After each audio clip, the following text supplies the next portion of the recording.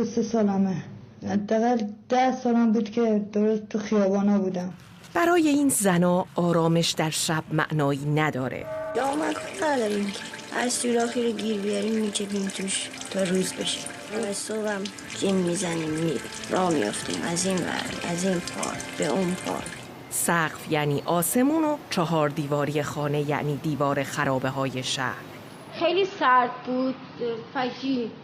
من یه لباسی مال دخترم بود، خیلی این لباس دوست داشتم، خیلی با یه تیشرت پسرم، خیلی این 2 تیکه لباس رو دوست داشتم. مخصوصا تیشرت پسرم که فوت کرده بود بوی اونو برای من میداد، ولی انقدر سردم بود حالم بد بود و نفهمیدم اون تیشرت رو نکن تا چوبا آتیش بگیرن. بعد از اینکه تازه گرمم شد فهمیدم چه کاری کردم. بر اساس گزارش‌های رسمی سن کارتون خوابی زنان در ایران به 15 سالگی رسیده. زنان و دخترانی که علاوه بر نداشتن سرپناهی گرم هر روز در معرض انواع خطرات مختلفند، از اعتیاد گرفته تا تعرض جسمی و روحی. درو بس قفل کردم، درو چرا قفل کرد؟ یه دفعه دیدم 2 تا نرخر دیگه از این ور اومدن. یا جدا.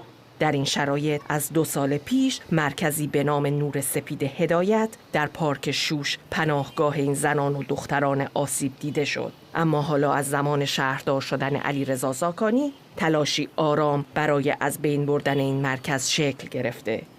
برای نمونه اواسط آذر ماه امسال شهرداری منطقه 12 طی نامه‌ای به دادسرای 37 خواستار حکم تخلیه این مؤسسه شد. درخواستی که واکنش گروهی از فعالان اجتماعی رو به همراه داشت و باعث شد معاون دادستان تهران در نامه‌ای به شهردار این شهر ضمن حمایت از فعالیت‌های مراکز این چنینی بخواد همکاری شهرداری با اونها گسترش پیدا کنه. ولی به جای گسترش همکاری‌ها فشارها بیشتر شد.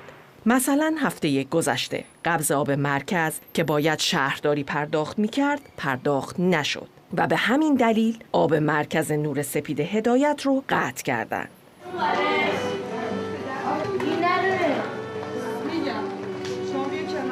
در این شرایط زنای کارتون خواب موندن و مرکزی که حتی ابتدایی ترین امکانات رو هم نداره. زنایی که تمام زندگیشون در یک کوله یا ساک دستی خلاصه شده و چیزی نمیخوان جز یه سرپناهی که بتونن شب رو با آرامش درون به صبح برسونن. مدیا مصور، اتاق خبر.